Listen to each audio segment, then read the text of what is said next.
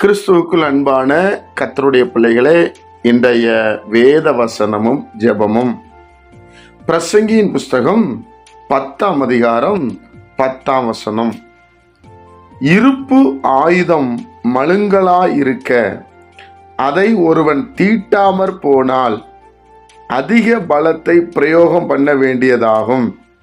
ஆகையால் ஒரு காரியத்தை செவ்வையாய் செய்வதற்கு ஞானமே பிரதானம் என்று எழுதப்பட்டிருக்கிறது.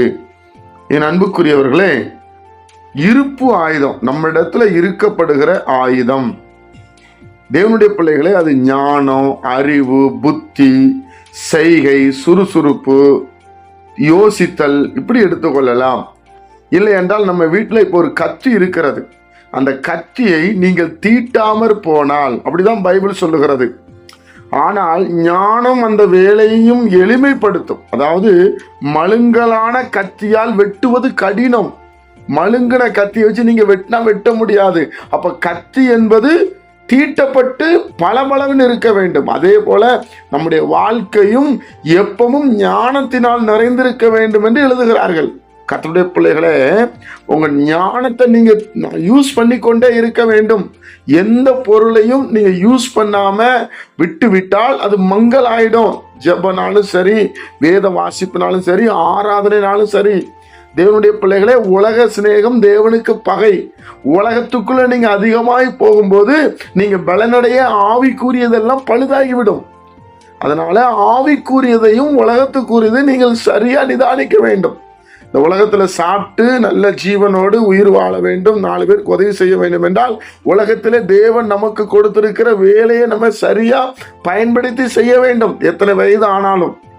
அதே போல ஸ்பிரிச்சுவல் வாழ்க்கையில பரலோக ராஜ்யத்துக்கு நம்ம போனோம், பரலோக ராஜ்யத்துக்கு போக வேண்டும் என்றால் நாம் நம்முடைய ஞானத்தையும் அறிவையும் புத்தியையும் செவி கொடுத்து சரியா வைத்துக் கொள்ள வேண்டும். அதனாலதான் அவங்க என்ன எழுதுறாங்கன்னு சொன்னா, அந்த மழுங்கலான கத்தியால் வெட்டுவது கடினம். ஒருவன் அந்த கத்தியை கூர்மைப்படுத்தினால் வேலை எளிதாகும். ஒரே வெட்டில வெட்டிடும். இப்ப நீங்க மீன் எடுத்துக்கிடுங்க, மழுங்கனால கத்தி வச்சு வெட்ட முடியுமா? 10 முறை வெட்டணும். அதே நீங்க கத்திய கூர்மை வச்சு வெட்டி பாருங்க, ஒரே வெட்டில வேலை முடிஞ்சிடும். இதே போலதான் தேவனுடைய பிள்ளைகளை பரிசுத்த ஆவியானவர் நமக்கு எழுதி கொடுத்திருக்கிறார்.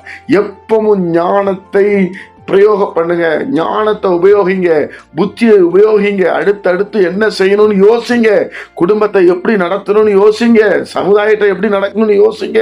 தேவன் உங்களுக்கு உதவி செய்ய உண்மையிலவராக இருக்கிறார். ஜெபிப்போமா? பரிசுத்த பிதாவே, உம்முடைய குமாரன் இயேசு கிறிஸ்துவின் நாமத்துல வருகிறோம். உம்முடைய வெளிப்பாடோடு இந்த வசனத்தை பேச வைக்கிறீரே, உமக்கு ஸ்தோத்திரம். ஆண்டவரே, கல்விமானுக்கும் ஞானிகளுக்கும் உள்ள ஞானத்தை படிப்பறிவில்லாத பேதைகளாக எங்களுக்கு கொடுத்ததற்காக ஸ்தோத்திரம்ப்பா. இந்த நேரத்தில் கேட்கிற ஒவ்வொரு பிள்ளைகளும் தன் வாழ்க்கையில மேன்மையடையட்டும், சமாதானம் பெறட்டும். அவர்களை ஆசீர்வதி. இயேசுவின் மூலம் ஜெபிக்கிற பிதாவே, ஆமென்.